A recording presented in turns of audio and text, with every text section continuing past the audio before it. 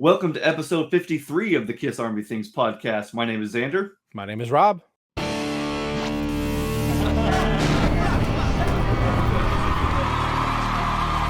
Thank you so much, everybody, for joining us. So I didn't get to go to Sonic Temple Fest, but Rob here did. And so I am going to live vicariously through you today, my friend.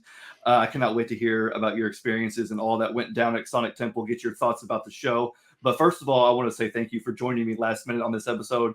I wanted to, get your thoughts. And so I appreciate you hopping on last minute. How are you doing today? I'm doing great. It's been a day off of work. So at any day where you could extend your, Memorial Day holiday just by a little bit, but I did yard work. So I actually felt like I was working today, but hey, a day off of work is always a good day. Productivity is always good, no matter Right. where it's, even if you're not at work making money, you're still getting stuff done.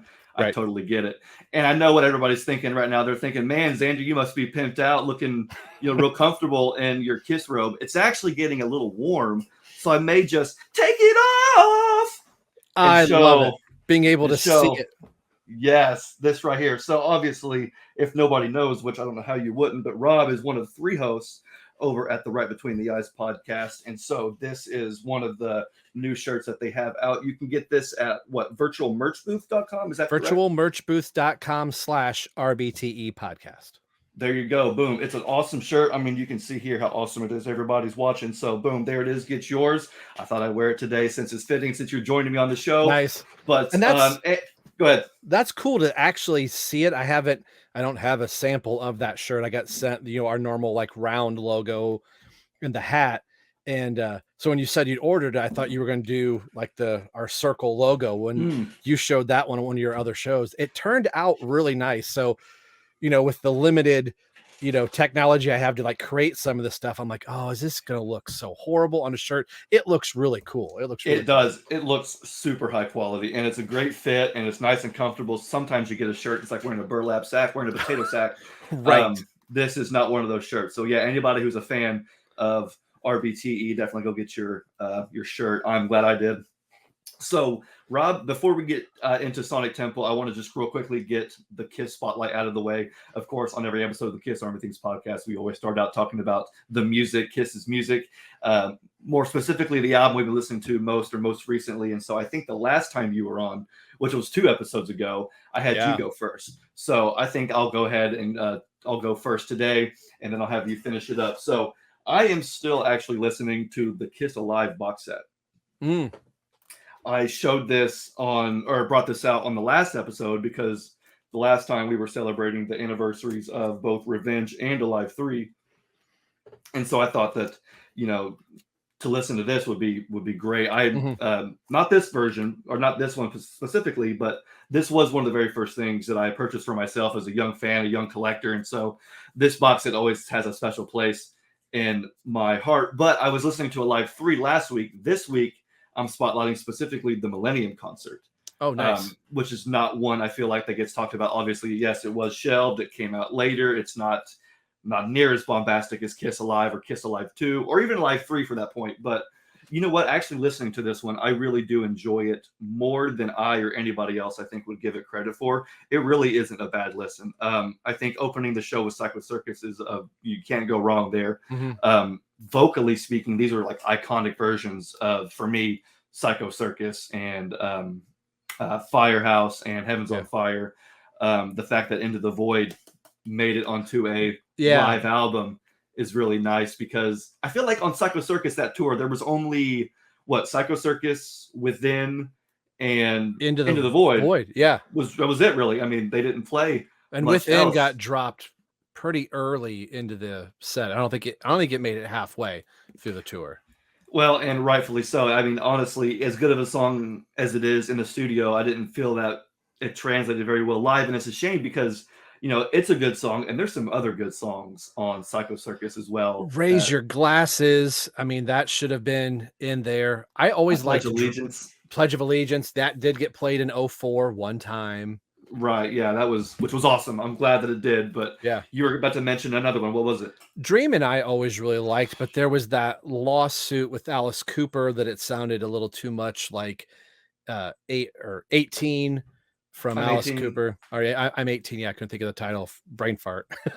But Do you- Bruce didn't comment much on it when the litigation was going. I think that got settled out of court. But I always thought that was a really solid track from Paul on the album.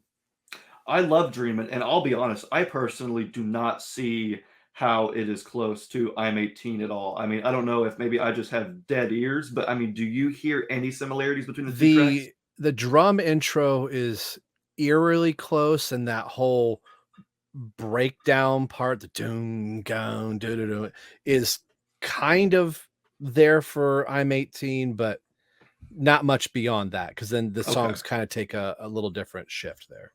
But the Yeah, intro, you could listen to it and go, okay, maybe.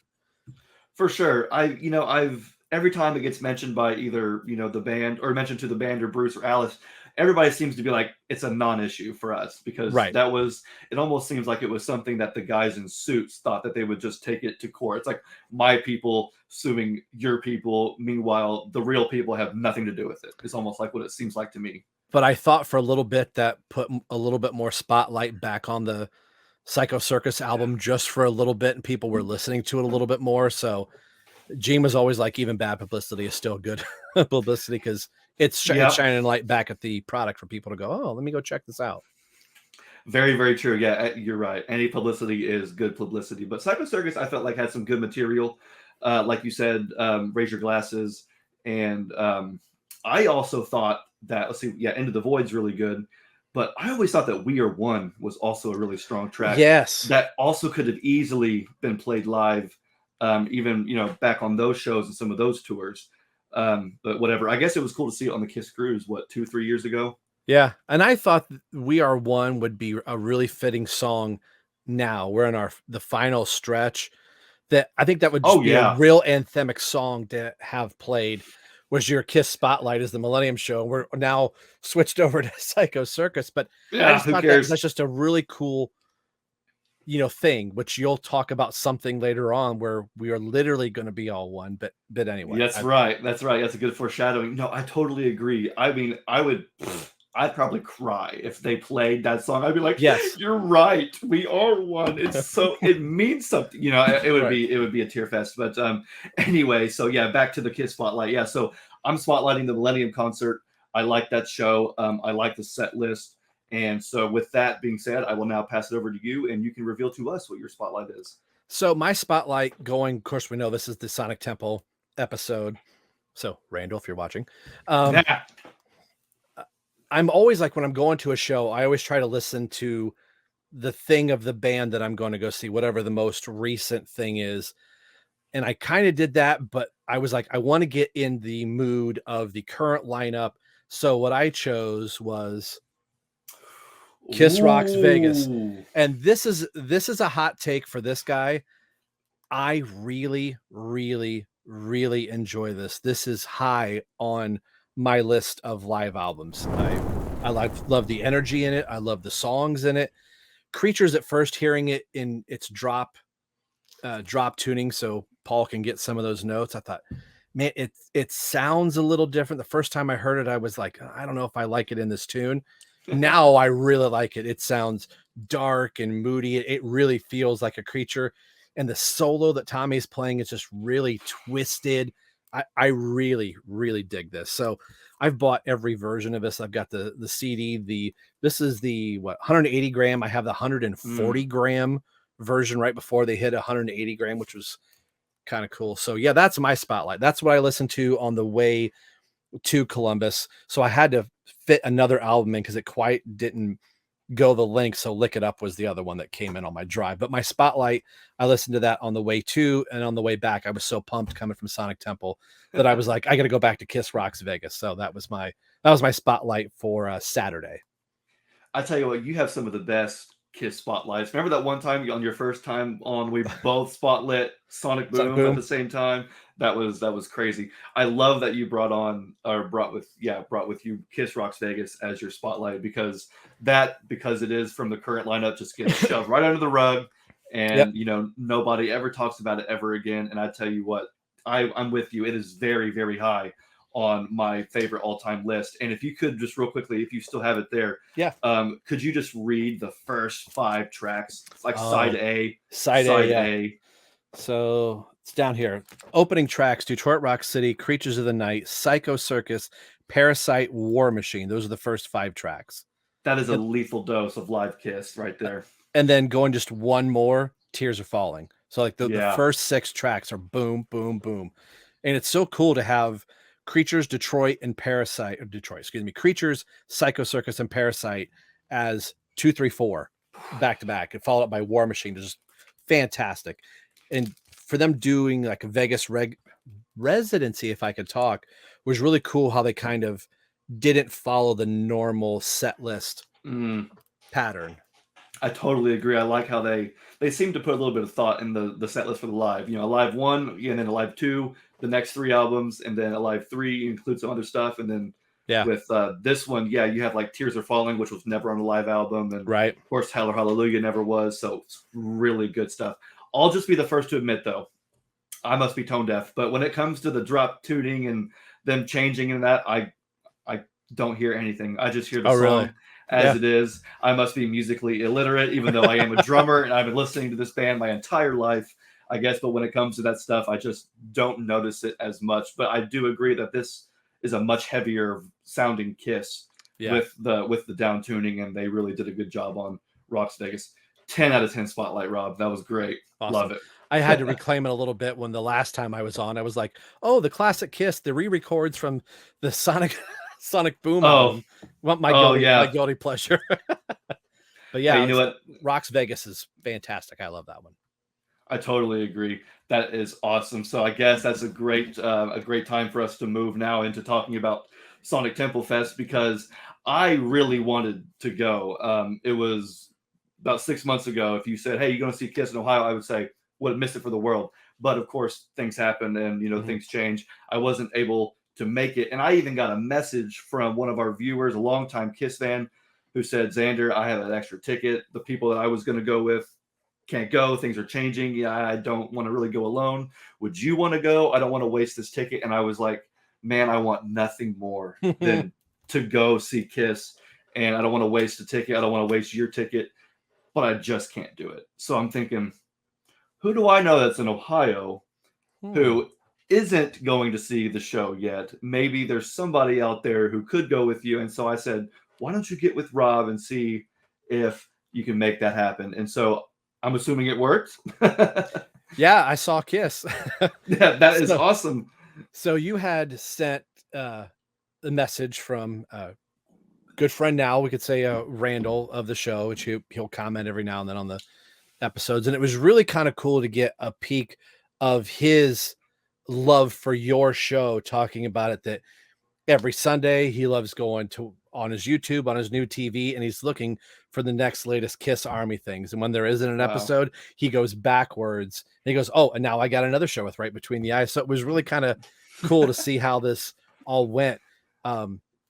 After you sent the message, I think we were pretty much sending messages right back and forth of, kind of doing the pleasantries of, hi, how are you, and all that stuff. And then we both went radio silent for a couple days, like, okay, we don't know what else to to really say at the moment, until we were getting to like the week of and figuring out logistics. I have a sister that lives in Columbus and trying to figure out, like, all right, where's the best way to get, the I-70 and 270 split, so he's not having to drive farther into Columbus, and where we can meet up. And I actually called a Meijer grocery store, for people that may not have a Meijer, and go looking at what their parking lot situation was, and looking at the hours of the store, and asking for the store manager, and go, this is going to seem really stupid, but yada yada, we're going to a show. He's like, oh, that's perfectly fine. But was like, park under one of our street lamps, let us know the day of what street lamp number you're in. So if you don't get there until after your show or whatever closes, we'll know, oh,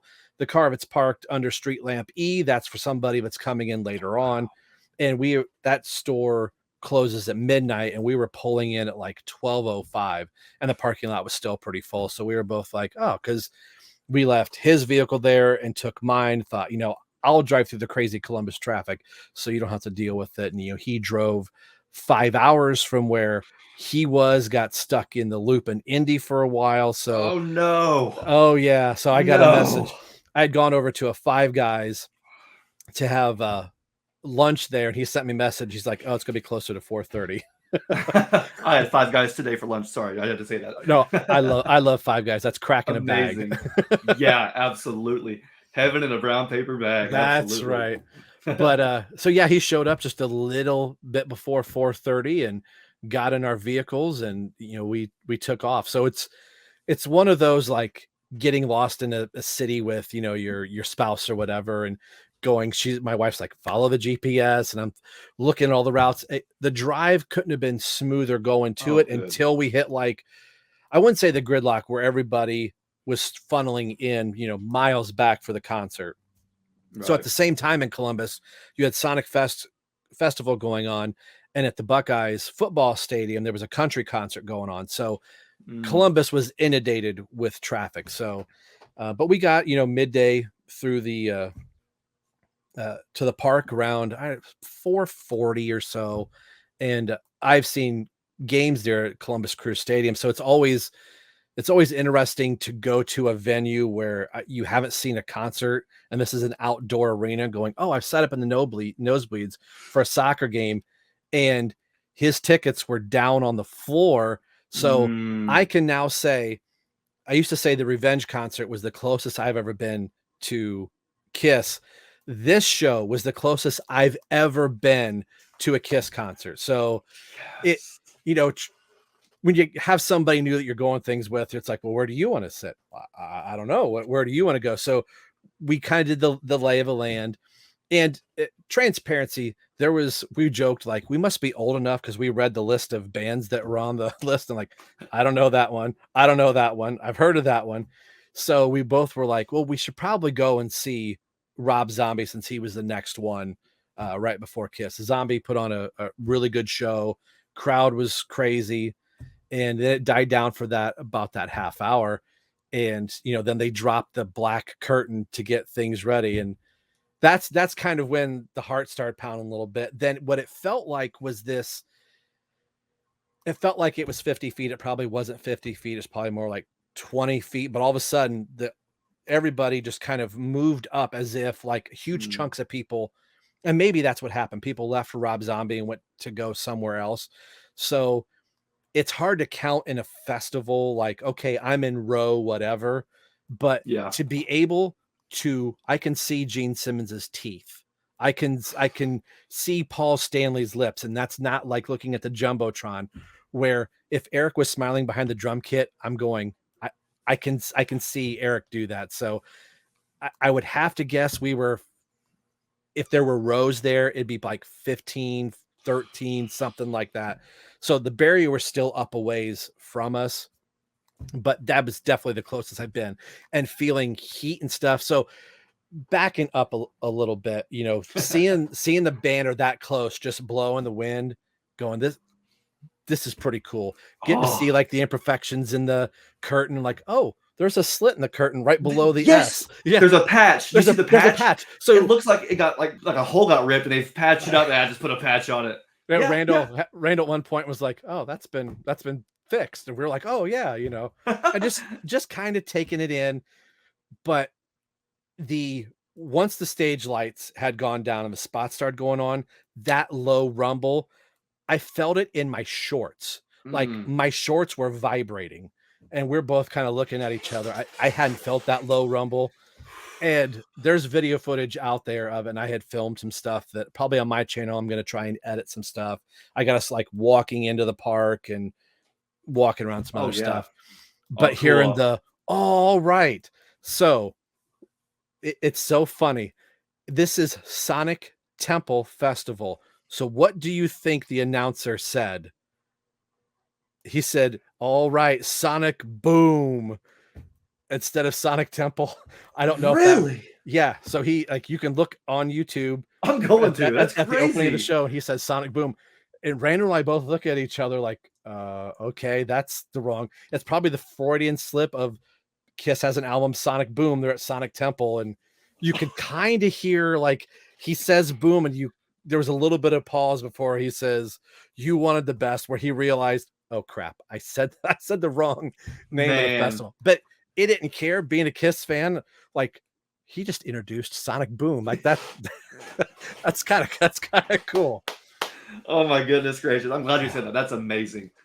Yeah, so that was cool. But it, I was told myself at this show, and I'm going to get into like festival. I know watching your guys' review of the festival show you went to go see, I felt like I was reliving some of the things like, oh yeah, that thing happened and that thing happened. And what the heck was that? You know, Did you get kicked in the head? I get kicked in the head, get kicked in the face. Poor Randall got beat up more than I did. He had No. legs wrapped around the head, and I'll get into that towards the tail end. So I felt really bad for Yeah. Randall. So he got it worse than I did. He's a little bit taller than Oh. I am. So, and I was there was a really tall guy behind me.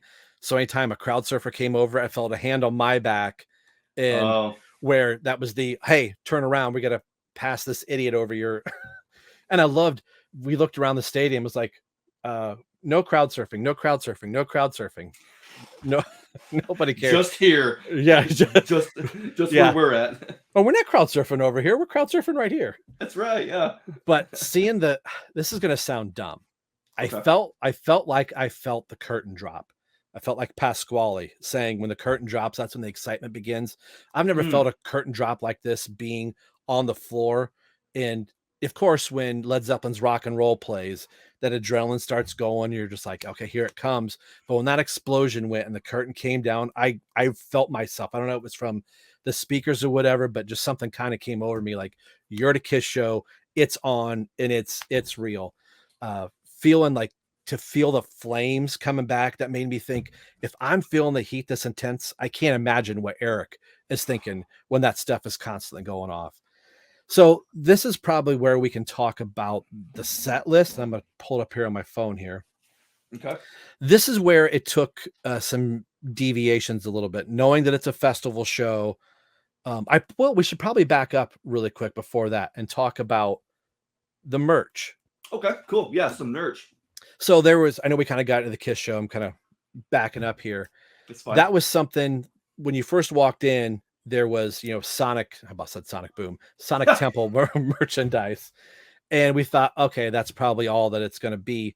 And, I don't know if you could get tattooed or piercings there, but you could probably get just about anything else. You name it, they were selling just about anything. And Randall made the comment, he goes, I feel like I'm at the state fair. And I said, ironically, this is the grounds for for the state fair. So I feel very much at home here. So there's just, everybody was selling.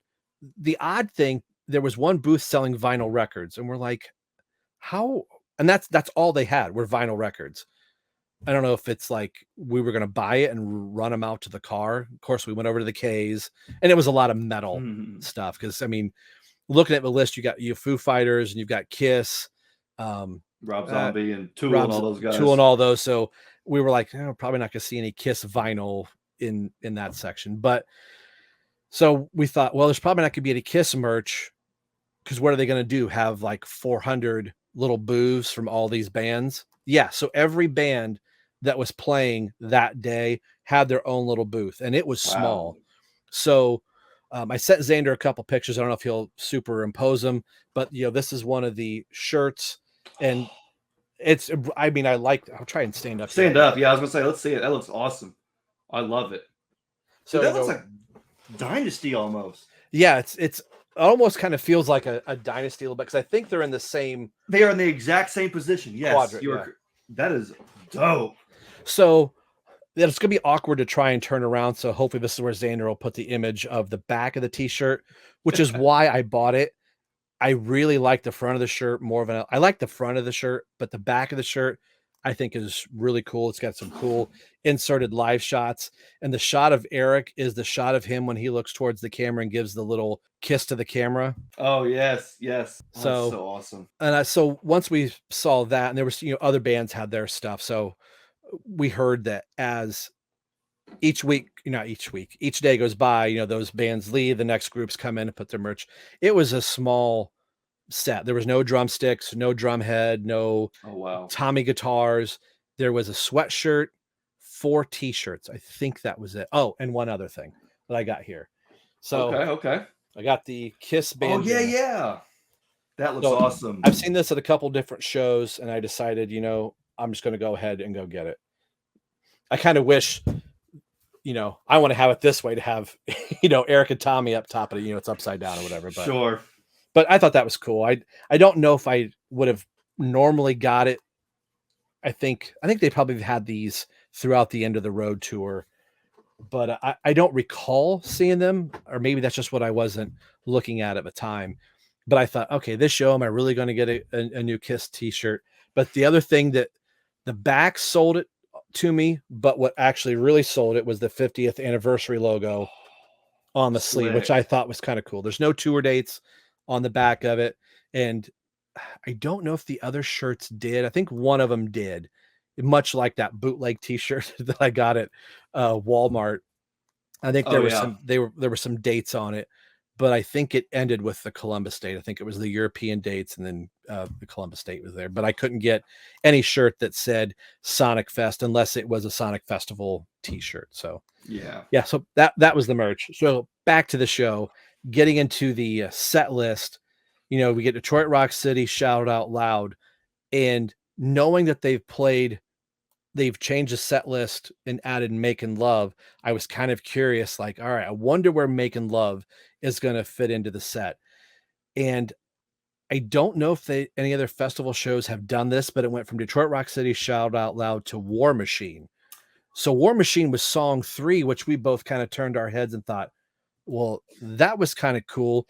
So at that point, I was like, this is going to be a completely different show, but with the same songs that we've heard for a while. They were just in different place, which was really kind of refreshing, because we didn't know what was coming up. As Paul was introducing something, we were like, oh, here's where Look It Up is.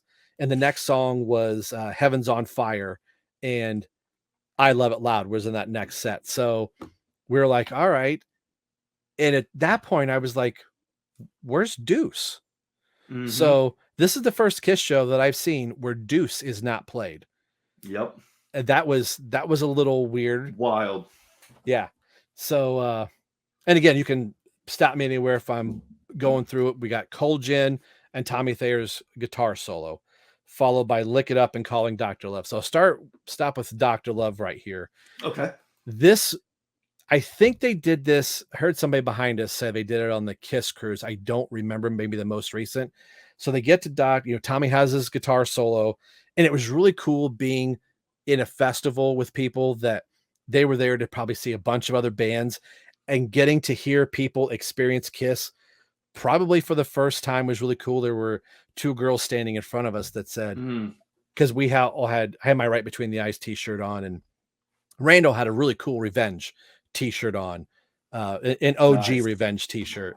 So these girls turned around and said, oh, you guys Kiss fans, how many shows have you seen? I think Randall said this is like show 50 for him or something like that. And this is show 14 for me. And so they were like, oh, so you guys know this band? And we're like, yeah. Oh yeah. So it was kind of cool. Like they would turn around every now and then and go, that is so cool. So Tommy's guitar solo got a lot of attention with the rockets going off. So things that we've seen multiple times, you're like, all right, here's the guitar solo. But hearing people react to it when the pods are coming down and blowing up, you hear, these girls were kind of going crazy, like, oh, that's going to fall, Yeah. So the gimmicks were working, and the gimmicks seemed fresh. Gene breathing fire, that got a cool reaction from people, even if people knew that was coming. There were some people around us. There was a father and son. His son was seeing Kiss for the first time, so that was really cool. And that's when the stage, the crowd surfing started. Okay. There was chunks of the show that I felt like I had my back turned to the stage, so I didn't get a shoe up the butt or a foot in the ear or something like that. So you gotta watch out for yourself. Yeah. I have never experienced a festival show, so in my head I was like, oh no, this is Jeb and you like going through your festival stuff. So in the back of my mind, I'm going, okay, what were they saying on their episode? But the thing I was alluding to, Tommy does his guitar solo. They get to the end of Dr. Love, or the beginning of Dr. Love. Paul says, I know it's getting hot here, we have a doctor on stage. I've never heard Gene do this. He would go, "Oh yeah, I'm the doctor, baby." Just bantering back and forth with Paul, I thought was really pretty cool. Yeah. So I'm glad you're talking about this stuff because you are right. There's a lot of similarities happening here.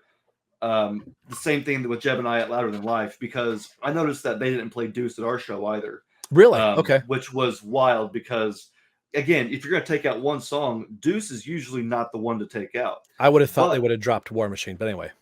Yeah, me too, exactly. But thinking about it from, I guess, a non-diehard fan, I think War Machine is probably, compared to Deuce, which sounds weird. I know Deuce is a classic, but Deuce is one of those songs that I think can still kind of go under the radar. It's like Let Me Go Rock and Roll. It's fantastic live, but it's not a song that everybody kind of knows.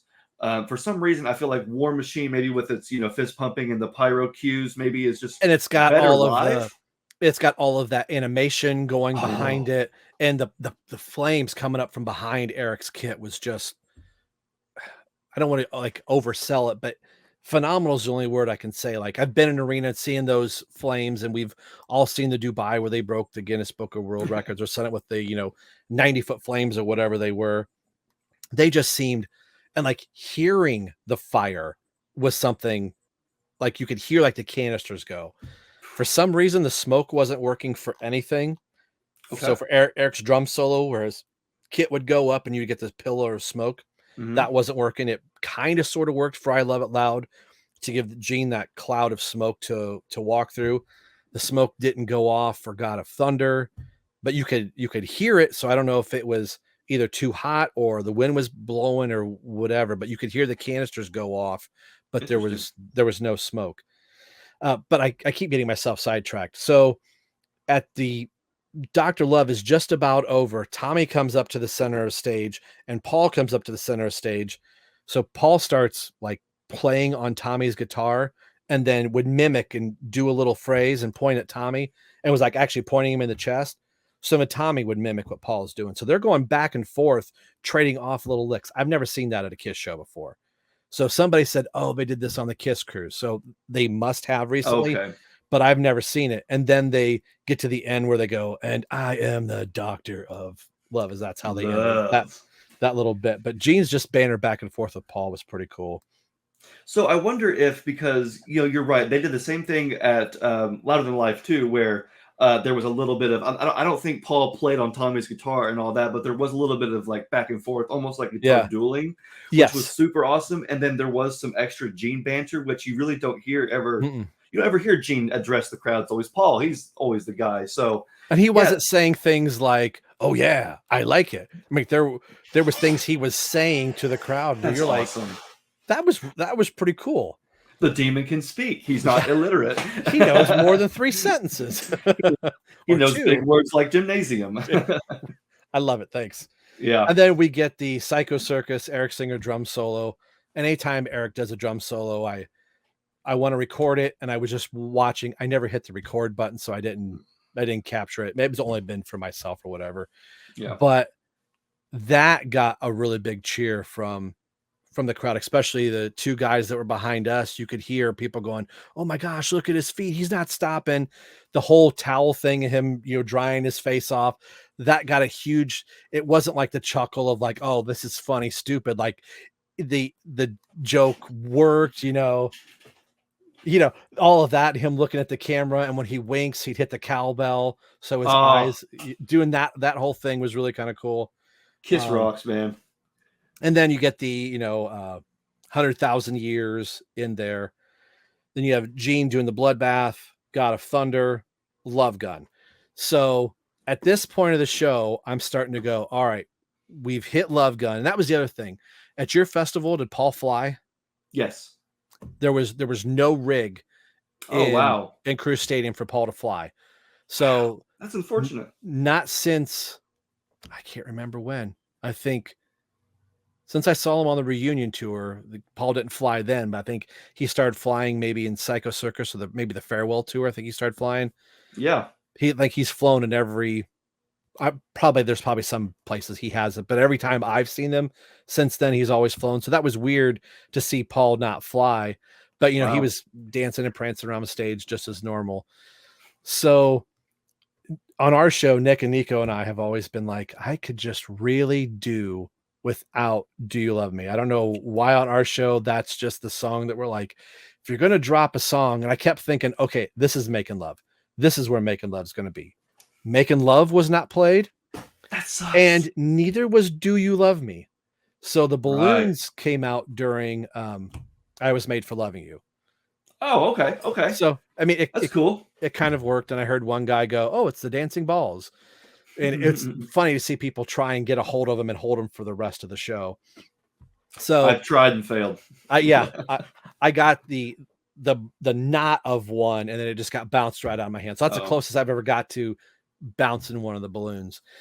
So talking about the mosh pitting, the mosh pit, the circle had started at that point, and that's where a lumberjack basically came through. Like, this dude had to be all of 250, too much of something, and kind of half landed on Randall. And then that's when a lot of the pushing and shoving kind of started with a group of guys that were ahead of us. And Randall's like, okay, we've got to back up from this, because it was, in that setting, the circle just starts getting bigger and bigger. And that was at that time we were like, all right, we've got to back up. So we kind of went back up to the board and watched he went farther back than I did. He's like, I just got to, pull back, and rightfully so. But I thought, oh yeah, I'm gonna stay here. And everybody was pretty much kind of made a wall at that point. And they were like, all right, we're not sending anybody else over. Anybody that was crowd surfing went, opposite directions. And then you get the tail end of the show with Black Diamond. I was sure that they weren't going to do Beth, but Beth came up, and for people who don't know, Eric is from Ohio. He's a huge Ohio State Buckeyes. So during Black Diamond, where he would say, Paul Stanley's got me under his thumb, or Gene Simmons has got me under his thumb, he's like, Ohio State Buckeyes, I love you. He got that out, which was awesome. Cool. And then during Beth, during the little piano interlude, he goes, Buckeyes, show these guys what Ohio State's all about. He got up and did the OHIO. So you could tell, like, this meant something for Eric. That's and so awesome. When he did the OHIO, not that I could see a tear, but you saw him take a breath, and it kind of clicked on. This is the last time he's playing his home state, So wow. that was cool. And rock and roll all night, and we were out. Wow. So I want to talk a little bit about the encore, because like you said, so usually the three of the encores, it's usually Beth, Do You Love Me, and Rock and Roll Night. And when they played Louder Than Life, I was thinking they were going to do Beth for sure, because that's the big hit. That's where all the lighters come up, the cell phones, everybody's posting, TikTok. I mean, it's content right there. So, but no, they actually did at our show. They did just Do You Love Me and Rock and Roll All Night, and It was, as usual, seamless. They don't do anything before. Talking before Rock and Roll Night, it's just boom, boom, boom. So I want to know with your show, because they did drop Do You Love Me and just go right from Beth into Rock and Roll Night. What was the transition like going from Beth to Rock and Roll Night? Was there any like Paul Stanley doing any like intro, or was it just like boom, boom, boom again? He did. I've never heard this live, but during the reunion tour, when they played Underneath the Bridge in New York, he's like, a lot of states and countries have national anthems. This is the rock and roll national anthem. So he did that little speech. Awesome. And I'm trying to think. Oh, they did the, we bow to no one, but we bow to you. They did that whole thing. So getting the piano off was their chance to do the bow. And then he got into that, Okay. So they made it work then. Yeah. They made it work. It was pretty seamless, and they were just, right into it. The confetti being that close, I kind of started scooting back up, because I was like, all right, I want to try and get some of this confetti. So I had my shirt opened up, and I just stood there as the song was going on, and the shirt just started filling up, and then I kind of folded the shirt up and rolled it up. And when I got home the last couple of days, my wife's like, oh, there's a piece of confetti there. Because it was like down your shirt and your shorts pocket. I had taken my shorts off that night. I had one up on my thigh. I'm like, how did I get confetti that far up my leg? That's hilarious. Are you the weird guy like me that keeps it in jars? You're the No, confetti. I'm the weird guy. You can't see it. You got your end of the road poster behind you. So I Oh took yeah, took okay, it off the frame and then I just kind of sprinkled that in the frame and then put the frame that's back right. in. And then I got a That's couple right. pieces like underneath of the shows that I saw. So those pieces of confetti are straight, but everything else. That's what I did with my confetti. For sure. I collected them from each show, put them in jars, and then labeled the jar. I don't know, but that's That's what pretty Kiss fans cool. do. That's That's what Kiss right. fans do. But So, oh, go ahead. Go ahead. no, I would say just seeing my first festival. I had a good friend of mine who's done a lot of festival shows. He's like, I'd hate for your last Kiss show to be a festival show. He goes, but if it's your first time at a festival show, he's like, it'll be pretty cool. So yeah, there were some plus and minuses of trying to pass people through, or you know, not everybody's the same height. They're not in seats. There's nothing to stand on. So aside from all that, but being that close and that tight with a bunch of people was really kind of cool. It felt very tribal and just very, I don't know, just hearing everybody sing that loud. And then you could tell like when the second verse of a song came back around, some of the new people knew the lyrics a little bit more. Heaven's on Fire got a great reaction. I forget what the transition was from songs, but Eric counted it off and they were right into it. But it was just Eric and everybody was singing the Heavens on Fire part. It was Wow, so loud. Oh, they did that's the whole awesome. thing where Paul divides the stage and they yell to one side and yell to the other side. So yeah, it was just cool. I was glad that the opportunity happened. So thank you for getting a hold of Randall, and Randall couldn't have been cooler. So Randall, if you're watching, buddy, thanks. It meant a lot, and we got a chance to just kind of bond and talk about favorite albums. When we saw the band for the first time, his was 1983 Creatures of the Night tour, and just the different shows that he's seen, and it was just really cool to meet a new Kiss friend and just have a moment just to sit there and just rock out with somebody was really cool, because we had both talked that we'd each gone to shows by ourselves and what kind of awkward that is, that you would kind of look at somebody and like, I don't really know you, but we're kind of singing a song together. So we had a nice, drive there and back, and That's it was a awesome. really cool experience. Yeah, well, I'm glad that you guys had that. I'm glad that it worked out because I would have hated for those tickets to have gone to waste. And I do agree with you that even though going to festivals can sometimes be crazy, you still should go because it is quite the experience. Everything you're saying about this is pretty much the same as far as being in the crowd at Louder Than Life, which was like you never know what to expect. The crowd swaying and moving, but yeah, no, you're right. You're, Very tribal. That you're was the just greatest. like, whoa, heaven's on full fire. Boof. Yeah. Oh man, yeah. Um, so I wanted to talk about a couple more things real quickly because so you mentioned the mosh pit during "I Was Made for Loving You," So which bizarre. to me there's got to be some psychology behind this because this song for whatever reason I've heard Paul talk about it on Howard Stern. He said that "I Was Made for Loving You" is a song that they play at these big festivals whenever they're headlining over these hardcore metal bands, death metal bands, and then you got all the death metal guys backstage and every death metal fan in the crowd all jumping Oh to "I Was yeah. Made for Loving You," and it's like the biggest hit. And there's something weird about it. I And think it's just the chunking guitars and just the pulsating rhythm. It's really easy, like, to see the crowd start bouncing in unison together was really trippy. I'm like, at any Kiss show I've ever seen, I haven't been on the floor that much, but just to see everybody, like Gene said in some of these interviews, it's like locusts, just yeah, all moving in the same pace. And once an we started ocean. seeing the swirl, yeah, it was really cool. And you go, I get it. Same thing happened during, More Human Than Human when Rob Zombie played that. The crowd just pulsating Yeah, together and then going, well, that's not going to happen for Kiss. And then I Was Made for Loving You, where I could see why they're playing that, because it gets such a reaction from the crowd. it's crazy. I one of my friends from high school, and keep in mind this is somebody that back in the day would just give me so much crap over being a Kiss fan and for Kiss's music and their image and all that. I finally got him to go to a Kiss show with me, and it was the one we saw in Tinley Park, also near Chicago. We saw Kiss in Tinley Park. I brought him with me, and he knew most of the songs because again they're playing the hits so that everybody can sing along and everybody can Yeah. be involved, but he didn't really know what they were going to play. So they get to, yeah, Paul flies out for Love Gun.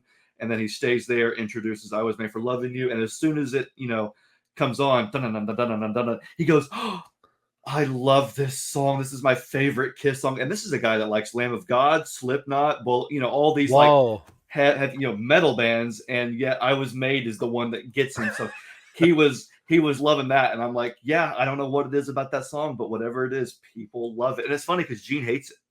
Gene talks Yeah. about how it's like his least favorite song to play, and it's like it's funny how that stuff works. Yeah. And you know what was cool? Like we've said before on our show, and I think you guys have said it too, that I really wish there was something from Revenge in here. God Gave or Domino, Unholy or something.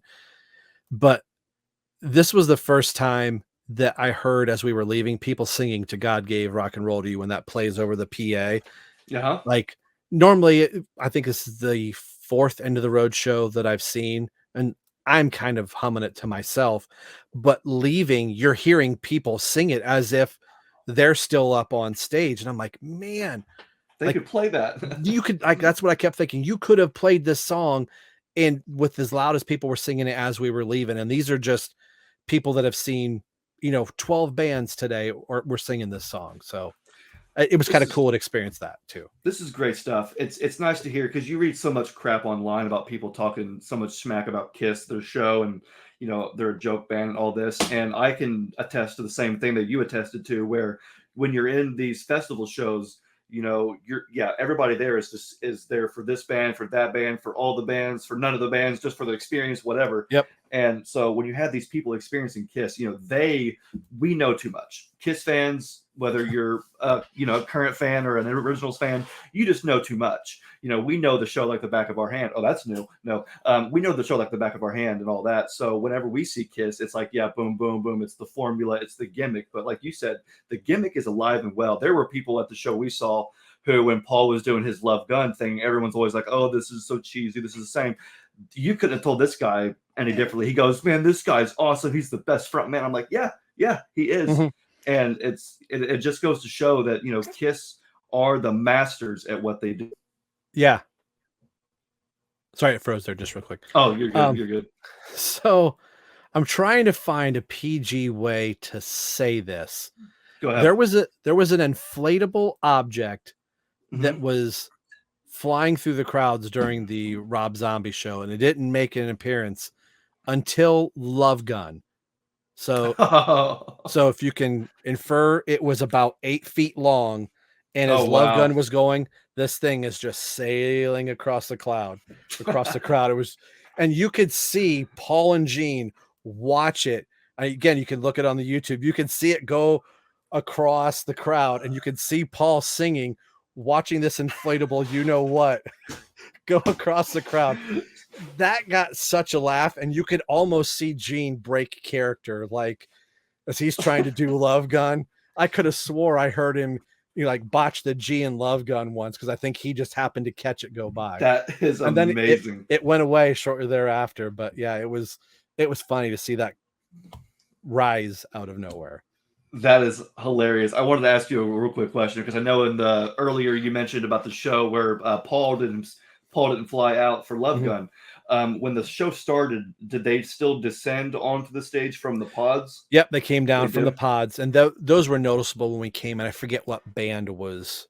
I don't know if it was Pussifer that was on or whatever it was. Pussifer and Tool, I think, or whatever. Yeah, I forget. It might have. Pussifer was in between. Oh. Yeah. Whichever band it was. I remember we were standing there and we looked up and like, oh, they're the pods, so they are going to come down. You could see the spikes on the bottom of them. And they had the LED screens on the back, kind of really primitive. It was almost like our Dayton show.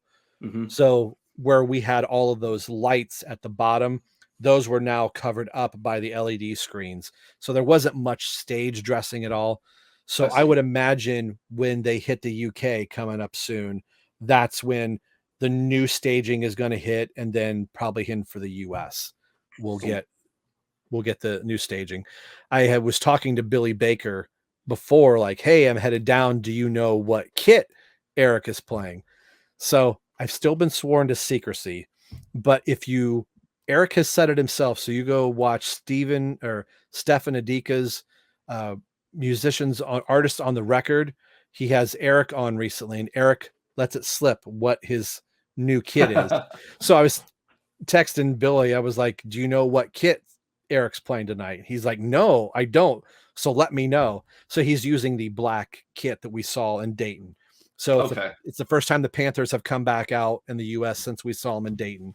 So I Nice. think they're getting retired at the Dayton show. The Panthers are no more because the new set dressing will be up. So that was kind of cool to see the Panthers one last time. I'm excited to see the new set because I kind of was wondering if they were going to debut anything. So I'm assuming they didn't. Did they still have, was Saving the Serpent still there? Was the inflatables on the side still there? Nope, the inflatables were gone. Until you Wow. just said that, because I don't think they could have had him at this. I mean, maybe they could have, but they had really tall LED screens on the left and right of a stage that, were like your cell phone basically off to the side, so you could see that. Yeah. So yeah, they didn't have the inflatables there. Yeah, no other set dressing other than the pods and the LED screens that were showing, and then of course the big screen in the back showing all the graphics and stuff like that. Gotcha. I thought it was kind of interesting that they didn't have the inflatables because they actually did at Louder Than Life when we saw them last September. Oh, really? And exact same thing where on the side of the stage you have huge, ginormous vertical LED screens and you have Rob Zombie, and halfway through his set, all of a sudden they blow up to get prepared for Kiss, and Rob Zombie's screen is being covered up by like the arms and the heads and the armor. And I was like, oh, I mean, that might rub a Rob Zombie fan the wrong way. They might have a grudge against Kiss from now on. But no, they did. And so part of the screen was actually covered up. Yeah, Rob talked very positive. He said, when we got asked to do this show, he said, you guys are going to open right for Kiss, or you're going to be the last band right before Kiss. He's like, that's great. He goes, what? That's amazing. He goes, that's what sealed the deal for us to do this, to be able to open for Kiss. So that was kind of cool to hear from Rob. I know Rob, I know he's a huge Kiss fan, so that's awesome to hear him talk positively about Kiss. Now, did you say you got to see his show, any of the show? Yeah, I did. The whole entire show. Very cool show. Was that your first time seeing Zombie? Very first time. So there was a couple times I was like, what am I looking at right now?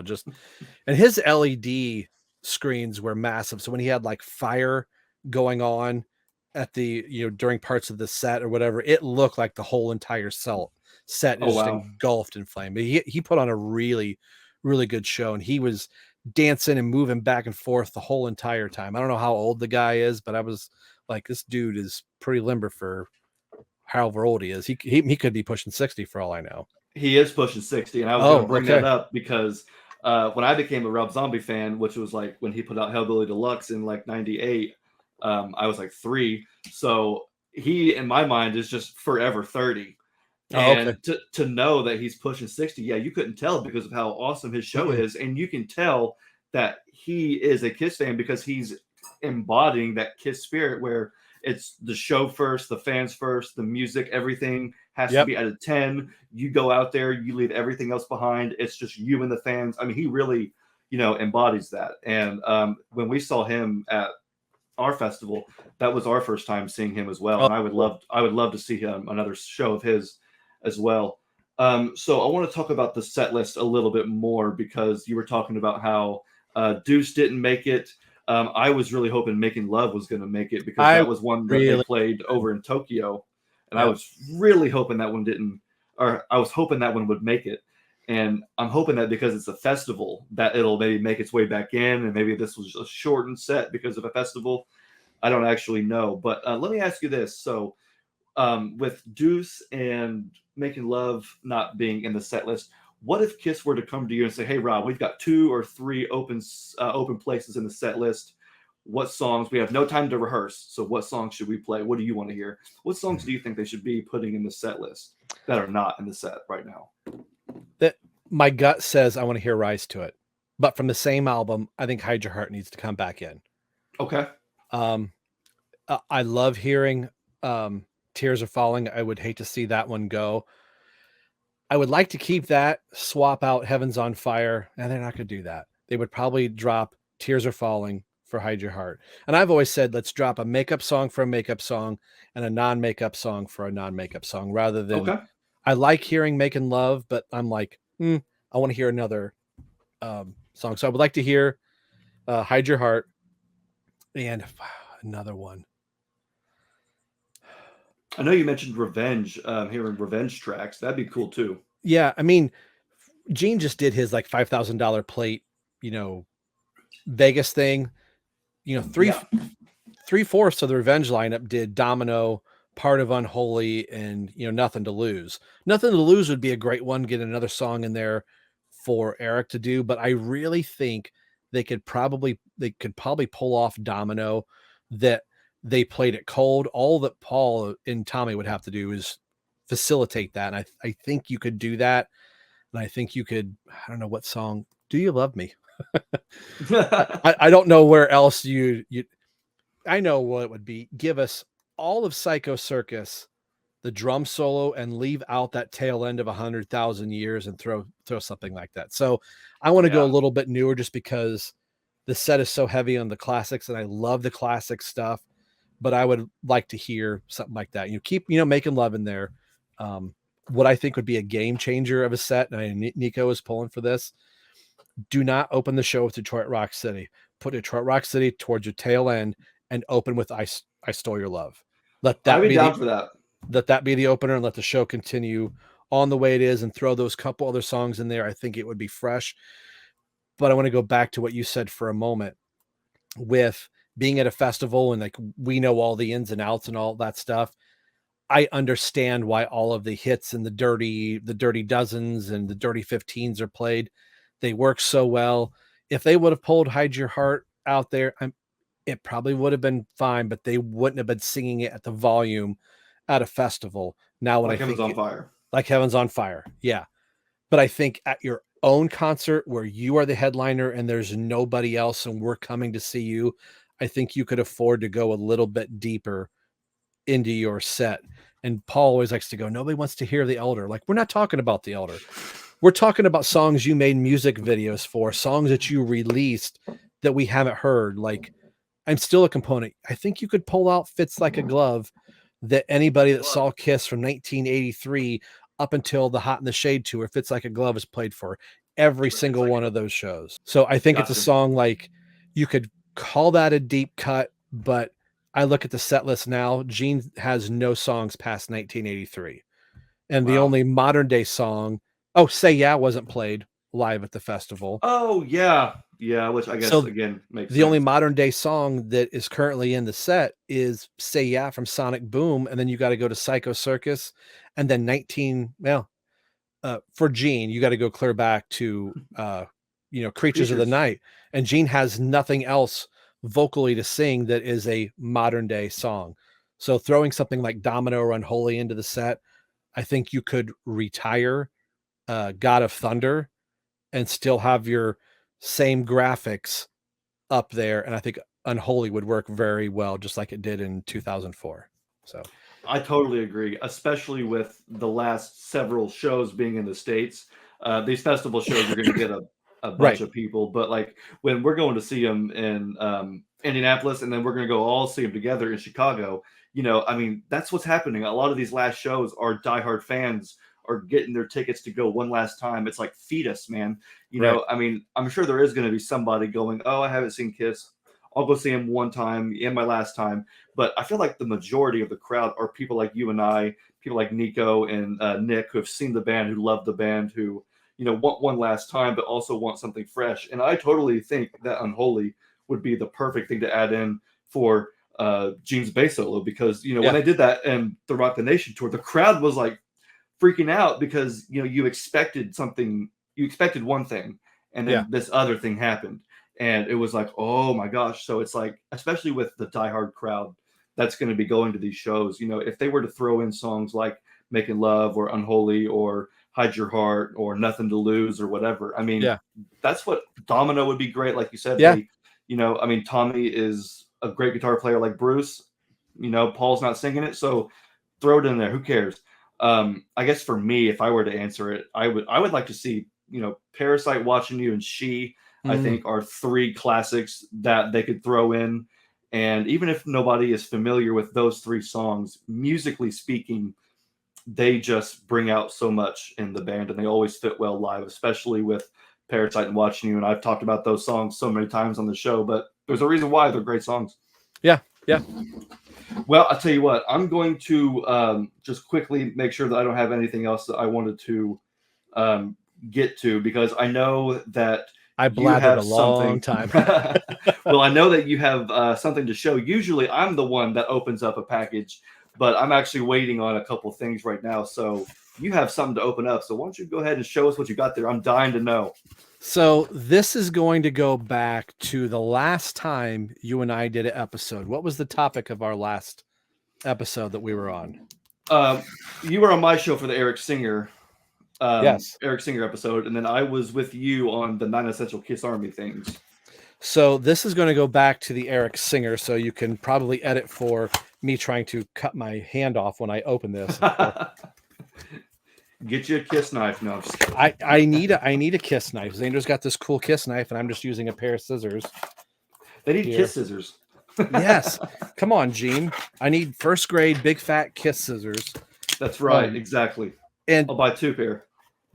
So this also goes back to the first time you were on our show, where we did a vinyl. So that's what this is. Oh, here we go. More vinyl.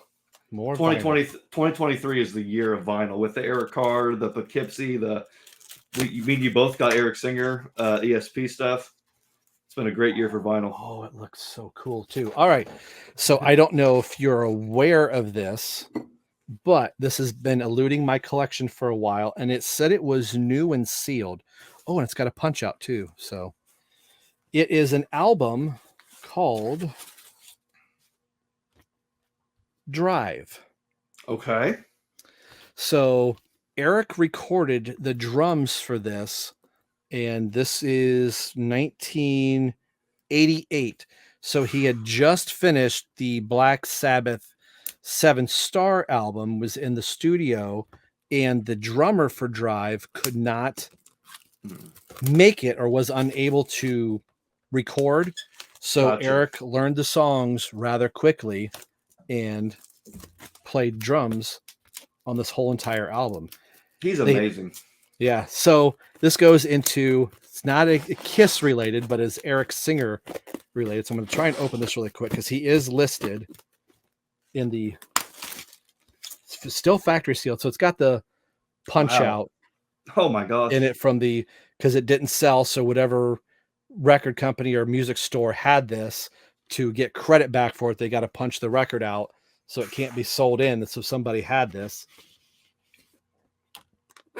So if I can find it, drums by Eric Singer. Eric Singer uses Pearl drums and wow, Stilgen cymbals. There you go. You are the Eric Singer connoisseur, my friend. Yeah, you have it all. I love that. it. That is my goal, and I'm gonna try to get my camera back in focus here. Probably not going to work. I'll probably look blurry the rest of the episode. But my goal is to try and get every single vinyl appearance of Eric that I possibly can. Not like I'm going to get 12 versions of Revenge. I'm going to try and get one of each. So that's the one that's been looting on me. And on eBay right now, there's a CD version of that album and a cassette version of that. I'm going, am I going to try and get those as well? Yeah. So the seller that I got that from has 9 more of those sealed, just like I did. So what are you missing now from your Eric Singer collection? Is there anything left? I think there is.